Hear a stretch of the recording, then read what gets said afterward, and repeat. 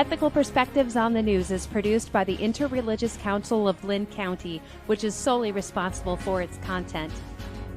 The views and opinions expressed on this program do not necessarily reflect those of the staff and management of KCRG TV9. Good morning and welcome to Ethical Perspectives on the News. I'm your host, Karl Cassell. There used to be a song in the late 80s that was very popular. The chorus went something like this: I always feel like somebody's watching me.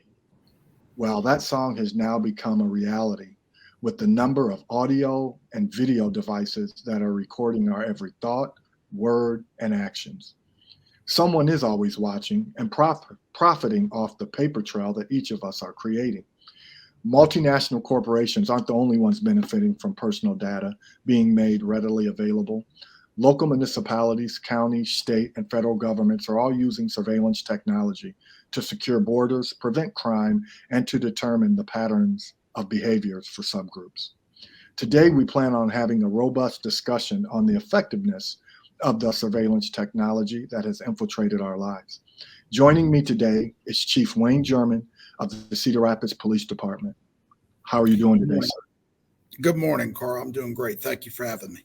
You're welcome. And J.D. Harris, a concerned citizen of our community. How are you today, sir? I'm doing well, thank you. How are you? Wonderful. And so we'll jump right into it. The first question is, what is the balance of privacy, the balance between privacy and the available technology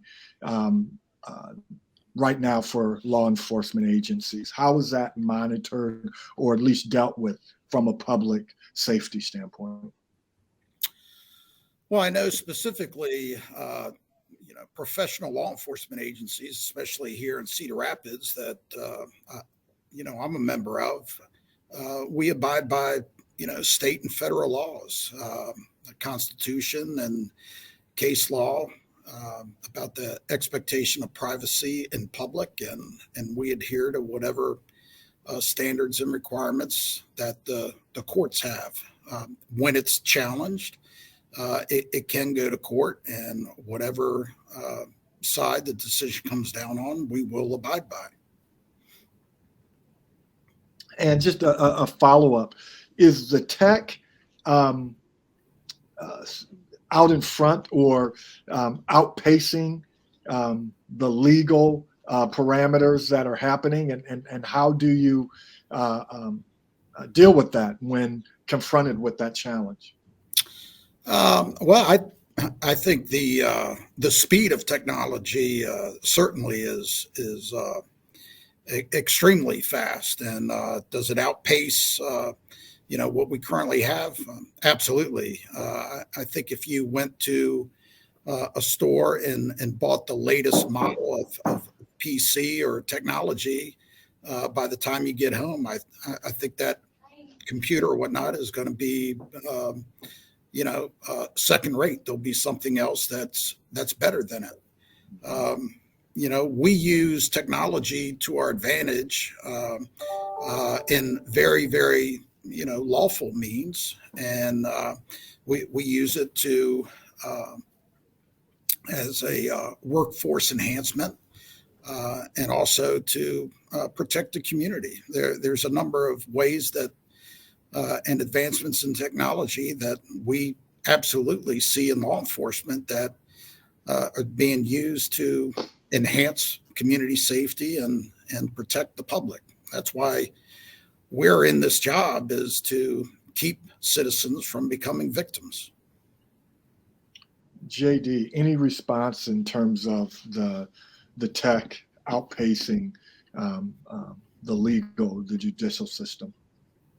So my problem and the research that I've done is that even though the broad picture says, yes, we have to follow the law, there are a few entities out there that do violate it and use it for personal gain, or almost criminalizing citizens that speak up is what I've seen. And I'm not saying it's all of them, but there are instances where that has been known to happen. And a lot of the times it seems like you said, the progression of the technology almost progresses past where we can make laws to help keep that corralled. Absolutely. Well, and so as we see, you talk about Chief Jerman, your department and other departments using the tech. So I want to talk a little bit about the virtual reality that potentially, maybe in the future will be used to practice maybe responding to hostage situations or active shooter situations, and helping individuals maybe in mental distress. What will policing be like in a virtual reality world? So it's kind of a two-part. One, is the tech and virtual reality a good use of law enforcement's time, and will it eventually be used in real life virtual reality as we see the next state of our web or our internet coming into Web3 and people being in immersive communities? Well, I know firsthand, members of our department were exploring the use of force simulator systems, and there's a number of different systems, and one of them is a virtual reality system. The system that we selected, though, is a very large video system, and I refer to it as a video game on steroids, but it's a use of force simulator, and it can be very customized to fit our needs, fit law enforcement needs. There's a plethora of situations and scenarios that we can use. Our system, we can go out into our community, various restaurants or office buildings that are familiar to the officers, and film the background of the situation. And then when we have the officers go through the simulator, they're in very familiar surroundings. So we use the technology in the training arena, and it is a very, very useful tool that not only the state mandates new officers go through a use of force simulator. We not only adhere to that, but we also have our current complement of officers go through it to enhance their training and skills. It's very beneficial. It's used to help enhance de-escalation techniques. And again, it's just one of the tools that we're having in our toolbox that is making us, I feel, a better department. Any thoughts, JD, on that, or any other portion?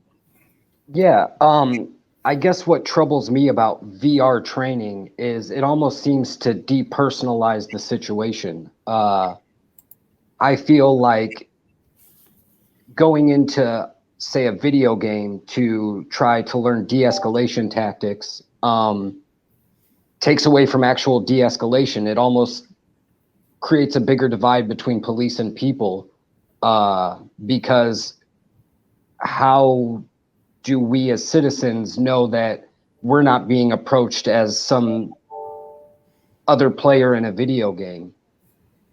I guess that's what I find worrisome about VR training, I guess.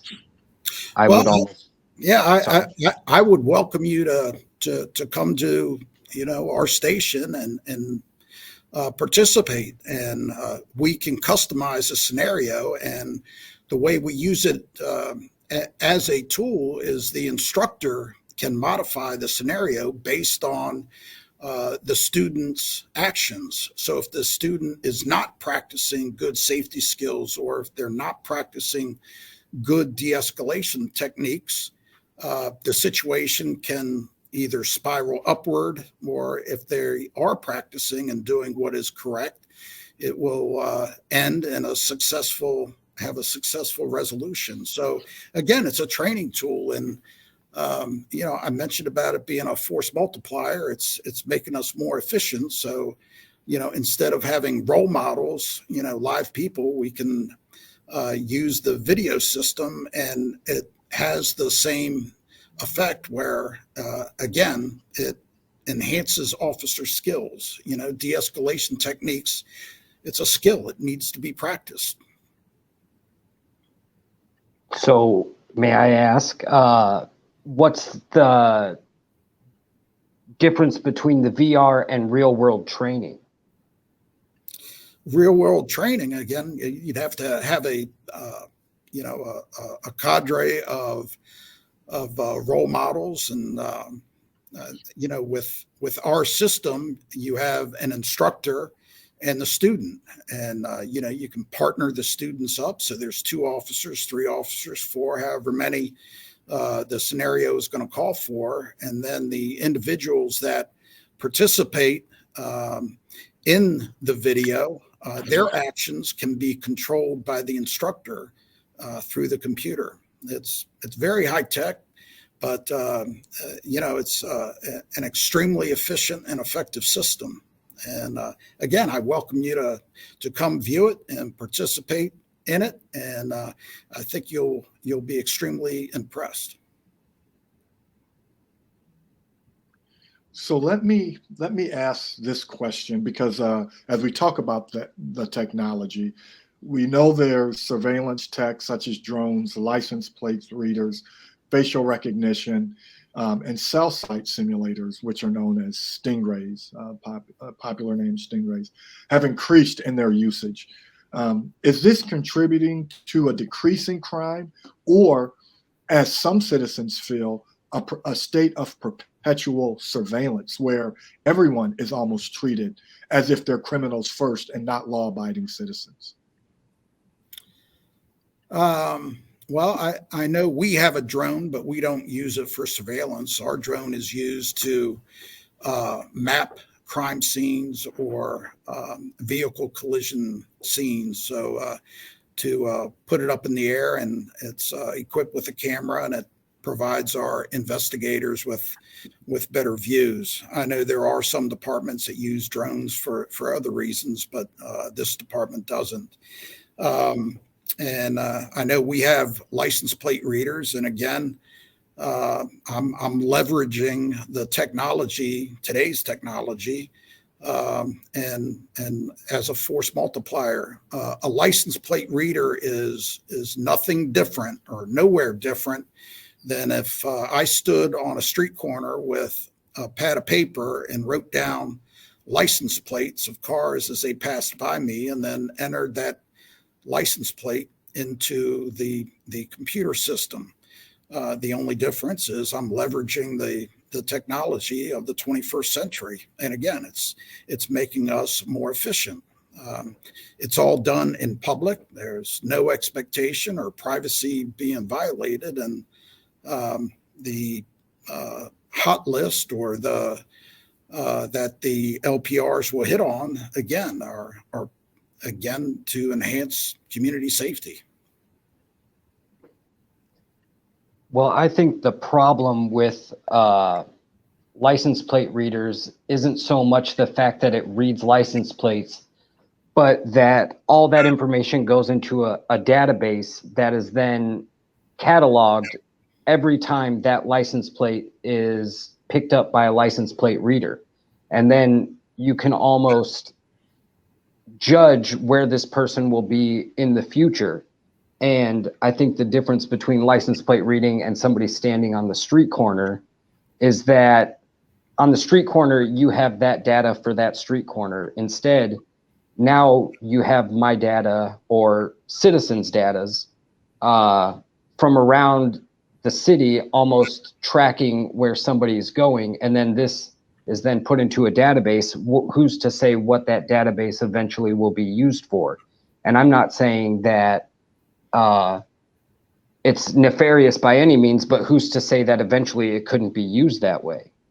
And the question for me is, does it always put citizens in a perpetual state of surveillance?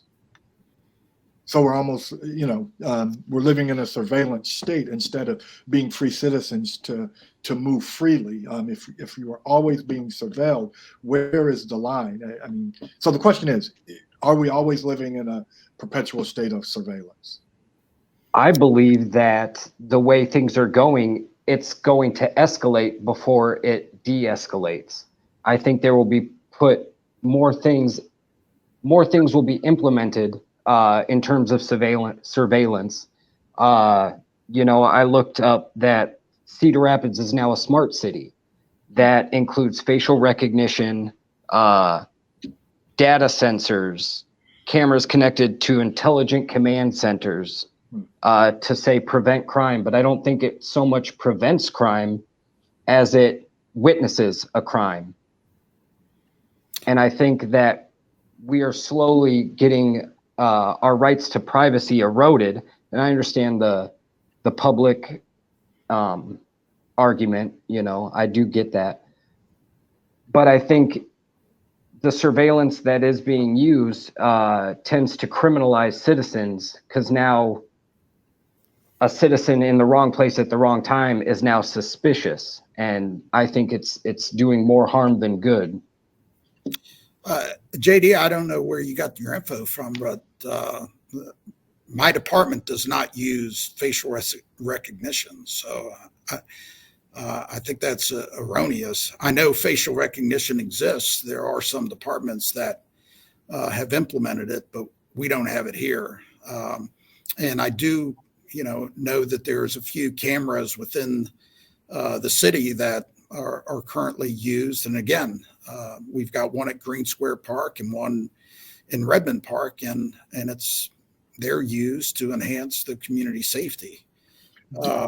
Does law enforcement have access to them? Because you guys might not have purchased them and then be under Cedar Rapids Police Department purview. But if you guys have backdoor channels or access, wouldn't that basically be access at will? No, they are our cameras.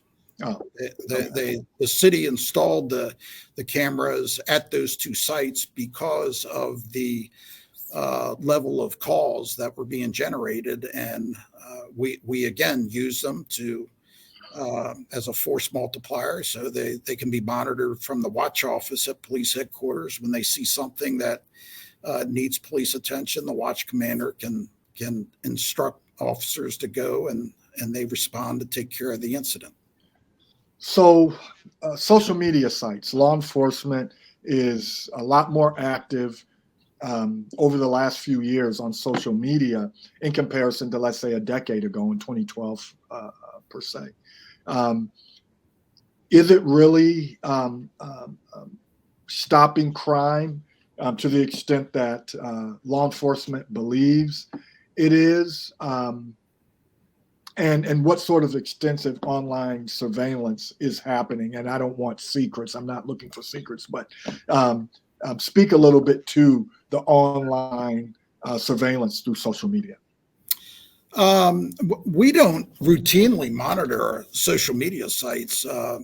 What we do, though, is respond to the tips from social media, and that's where we will receive information.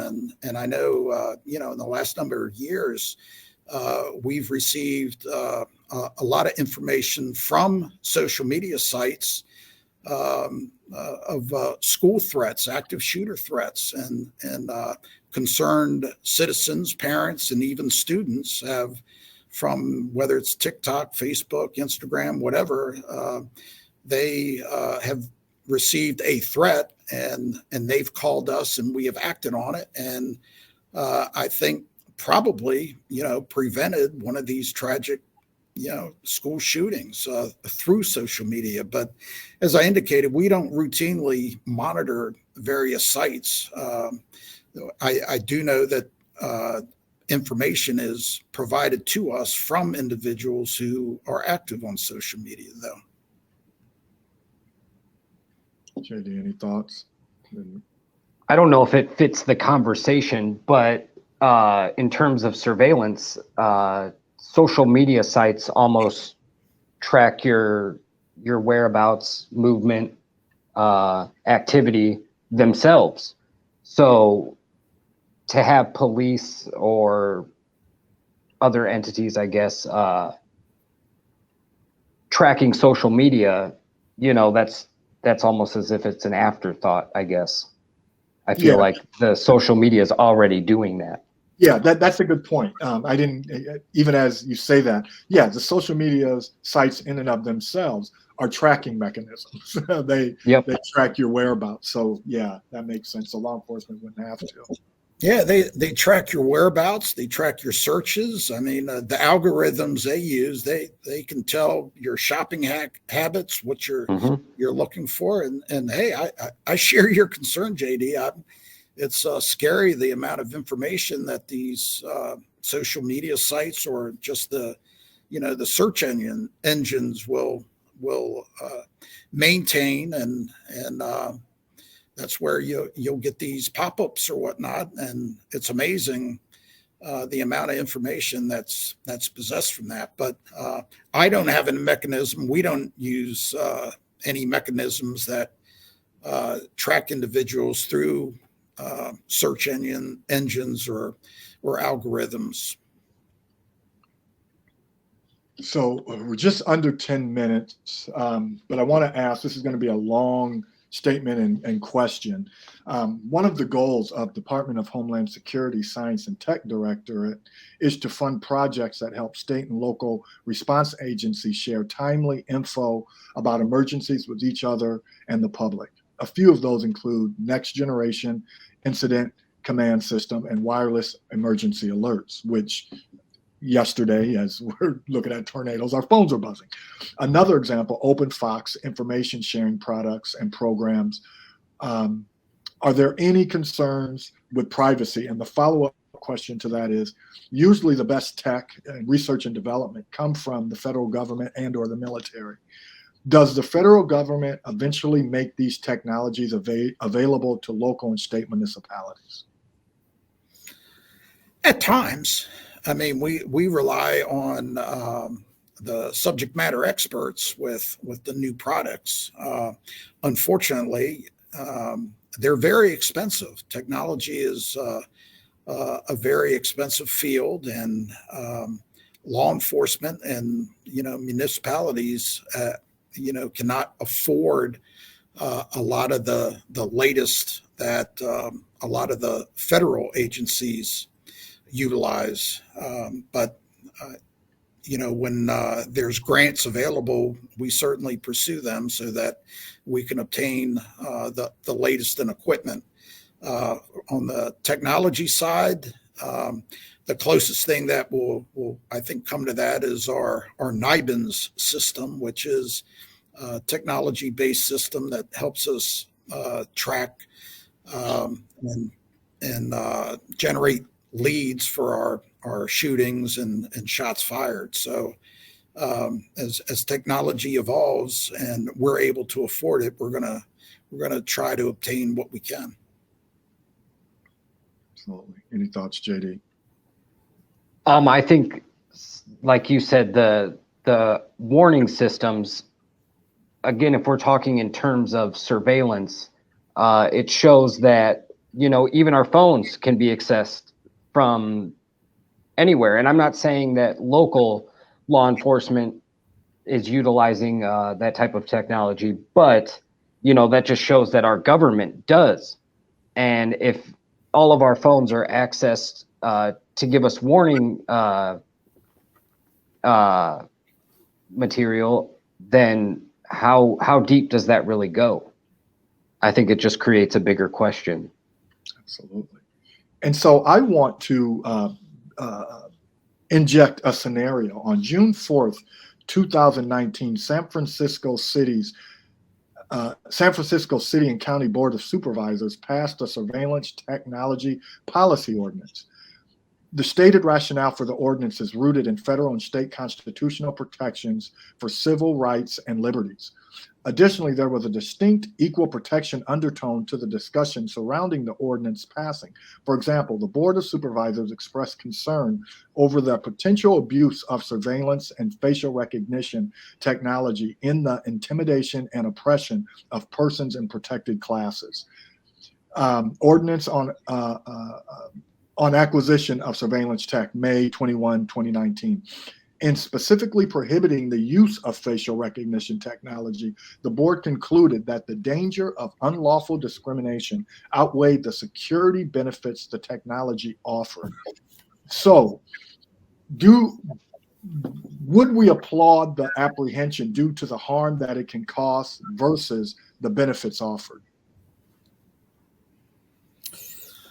I'm not real familiar with the facial recognition system. I know former Chief Jim Craig from Detroit was a very, very big proponent of facial recognition. And from speaking with him and listening to his experience with it, he put in strict policies for the use of facial recognition, where I think if there were any chance discrimination, those would be limited or eliminated through the policies that he put in place.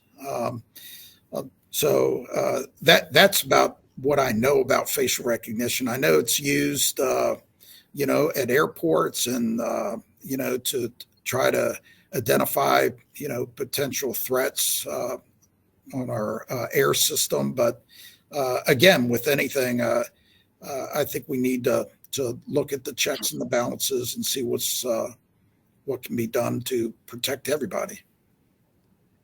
JD, any final thoughts? Yeah, when it comes to facial recognition, again, policy doesn't always stop somebody from breaking it. I mean, we can look at all kinds of evidence for that on YouTube. People break policy, and who's to say that with this large collection of data, that policy is going to keep somebody from abusing that? And I think that worries me more than anything, that somebody could access this wealth of data with all of the citizens' faces, and then whatever's attached to that based on that. There was an incident, I believe it was in New York. A woman and her child were going into, I believe it was like Radio City Music Hall. And she was actually told she was trespassing because the camera picked up her face, and she just so happened to be representing a law firm that was in litigation with this company. And they told her that she was not allowed in there based on her face being picked up walking through the door. And I think stuff like that is just ridiculous. But that is one of the things that could happen with this sort of technology. So, coming to the end, I just want to read something in closing. This is FBI to Congress, 2015. Individuals and private businesses should be entitled to the strongest security measures that technology allows, unless that technology bars federal law enforcement from assessing the files, according to FBI Director James Comey. The Wall Street Journal reports that Mr. Comey recently pleaded to lawmakers at a congressional hearing to consider requiring tech companies to grant law enforcement easier access to encrypted files. Apple CEO Tim Cook has expressed concern that Mr. Comey is likely to soon ask Congress outright to draft legislation that would force communication companies to change their products. Other companies, meanwhile, including cell phone maker BlackBerry, have stated that their company will work with the federal government to be more responsive to court orders, saying our privacy commitment does not extend to criminals, according to the Journal. So the dilemma going forward is determining where privacy and safety meet. Thank you, and have a great day. Thank you, too, for the discussion. Thank you for having me. Thanks, Karl. You're welcome. Thanks, JD. Take care. You too. Bye-bye.